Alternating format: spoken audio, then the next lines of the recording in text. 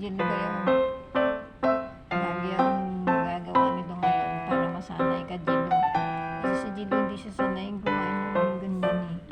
Ayun, luto na yun. O sige na, kumain ka na. Lumilingon-lingon yan siya kasi. Kala na dadalhin ko siya dun sa loob ng kwarto. Ayaw niya kasing ipasok dun sa loob ng kwarto eh. Kasi pag ganitong oras tapos na nakain, pinapasok ko na sa kwarto. Jilo ayaw. Ayaw niya pumasok loob. Ipasok mo lalabas. Kaya bigyan ko pang matoksi. Sa matoksi, laguan ko rin yun ng cat food. Itong sa toksi. Sa totoo lang, pangalawang dinner na nila to eh. Bago matulog, pinapakain ko sila ulit. Kaninang 8, pinakain ko na sila. Tapos bago sila matulog, pinapakain ko ulit.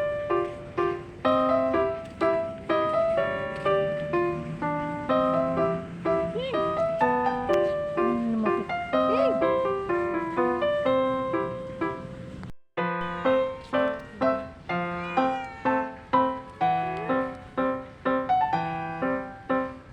Itong mga tuxedo na to sa harap ng bahay na tinatrabahuan ko, simula nung pinakain ko sila, hindi na sila umalis dito.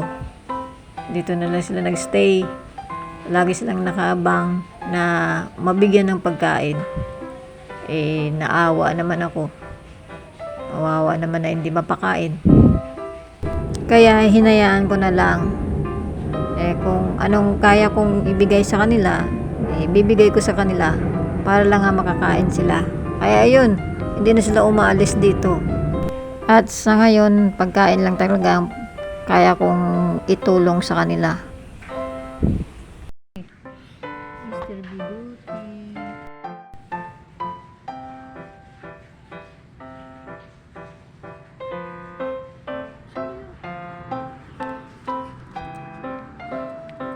Tutok dito. Dito, huwag na kayo.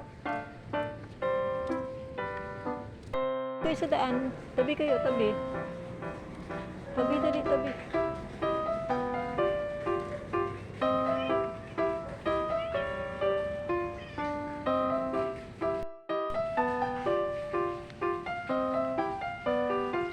Tabi kayo. Hindi pa kayo naglambingan. Tabi kayo, tabi. Dito. Umuulan kasi basa. Sa gitna ng daan, oh. Oh. Kita, doon pa naglambingan. Oh, sasakyan, oh.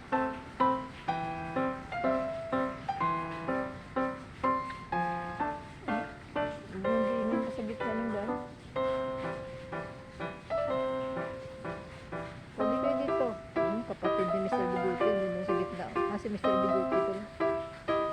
Si Mr. Bigote, doon sa gitna, oh. Tabi kayo dito, dali. Dito sila naglambingan. Ano, ang sweet niya, oh.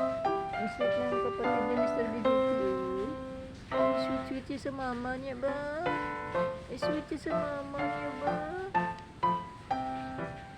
Ang mama nila. Ang sweet mo naman sa mama mo. Aba, ang sweet niya sa mama niya.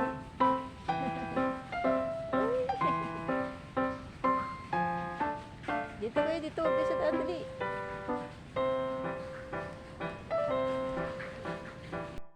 Mr. Bigote, tabi ka, dito ka. Sa gitna, oh. Ilig kayo sa gitna.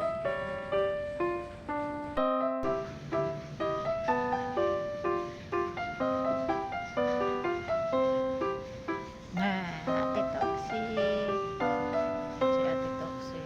Diba si Ate Toxie hindi nahalata na may shave siya. Oh, hindi nahalata na may shave siya, Ate Toxie. Oh, may tumama yung balahibo na yung ano niya. Oh. Kita mo lang, mahilig talaga sa gitna ko.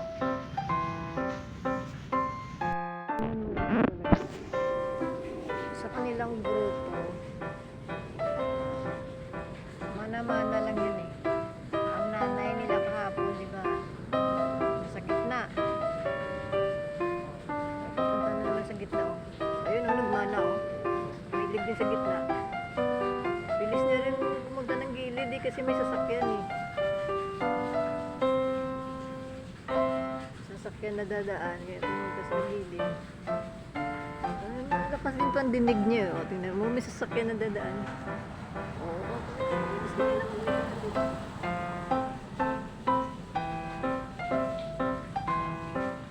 Bilis din pa dinig eh.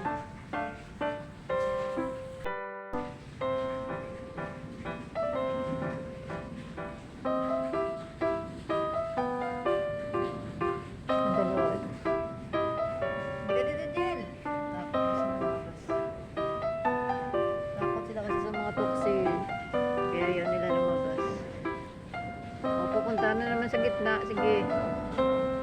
Mahilig talaga kayo sa gitna.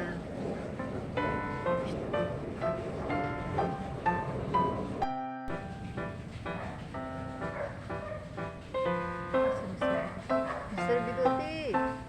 Halika dito.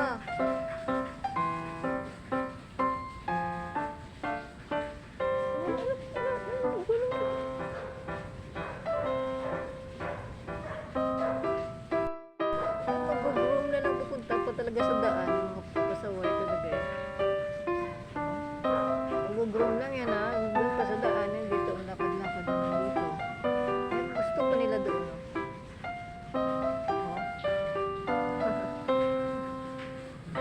Kanya-kanya groom.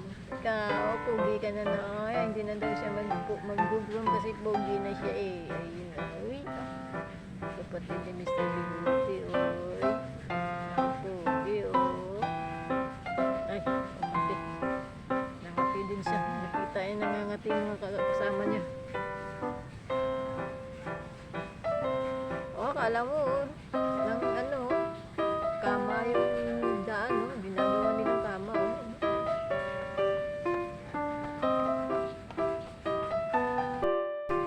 Ito siya, Mama Toxie, magaling na yung sugat. Uy, Mama Toxie.